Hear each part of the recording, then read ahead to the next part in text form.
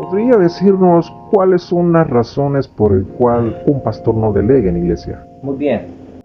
Por cierto, en mi manual de Iglesia Crecimiento, que te tengo acá, que he construido, hablo sobre uno de los principios para crecer como iglesia, la ley de los ministerios. Y es una gran pregunta, ¿por qué muchos pastores no delegan?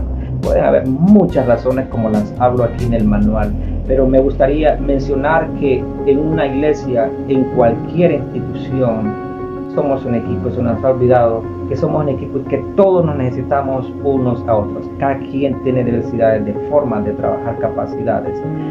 Y dentro de la palabra de Dios, obviamente, hay ministerios. Jesucristo dejó 5 ministerios: apóstol, profeta, evangelista, maestro, pastor, maestro, etc. Y los dones del Espíritu Santo en 1 Corintios 12, Romanos 12, hablan muchos dones que el Espíritu da. Entonces necesitamos todo esto para la edificación y la construcción del reino de Dios en la tierra y en las almas de Dios, obviamente. Pero no delegamos porque nos hace falta estrategia, nos hace falta liderazgo para liderar. ¿Por qué no lideramos? Porque tenemos temores muchas veces, porque nos queremos ser muy suficientes nosotros mismos para todo.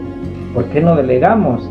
Porque hay mucha envidia muchas veces. Y suena muy duro, pero sí, en mis tantos años de estar en el reino de Dios y en cantidad de instituciones, de visitantes, en iglesias, en la institución donde yo pertenecía como misionero, etc., yo pude ver algo que fue la causa de que hoy hayan dos reinos: el reino de Satanás, el reino de Dios. Satanás se rebeló por envidia, Satanás se rebeló por orgullo, Satanás se rebeló porque quería él ser más que Dios. Y curiosamente en las iglesias pasa eso muchas veces. El pastor quiere ser más, no quiere perder liderazgo, cuando más bien delegamos y confiamos a otros, estamos ganando nosotros liderazgo. Muy bien, entonces, ¿por qué será que en las iglesias hay demasiado celo ministerial? Si alguien predica muy bien, es un maestro mejor que el pastor, es un predicador mejor que el pastor, es alguien que usa en profecías, en evangelismo. Entonces es como que se despierta celos creyendo que se les va a quitar algo de ellos, y entonces empiezan a tener ese problema, están revelando su enorme problema, de hecho, en su interior, de una persona insegura de su llamado, insegura de su liderazgo, inseguro de su efectividad dentro del trabajo de la iglesia, y se adueña de la iglesia porque son los fundadores, porque es el pastor o porque es el obispo, el apóstol, etc. Y empiezan a administrar a su forma la iglesia, ya en el modelo con que Dios lo había dejado y con los principios espirituales con que Dios lo había dejado.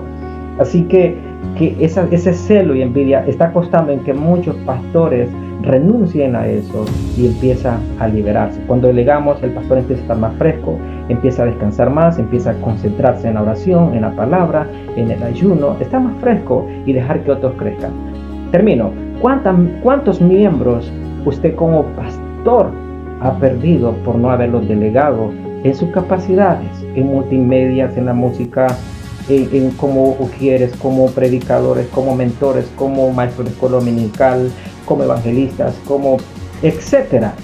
Pero no delegamos. Entonces, ¿qué pasa? La gente quiere servir a Dios, tiene una pasión, tiene un llamado dentro y hasta aún fuera de la iglesia, pero el pastor no los deja extenderse por X cosas que no tienen absolutamente una razón de Dios para eso. Creo que entre estas y otras que hablo en el taller de Iglesia Crecimiento, es que nosotros no delegamos dentro de una iglesia. Pueden haber muchas, pero solo dije esto que se me vino primero acá en comentarios. Así que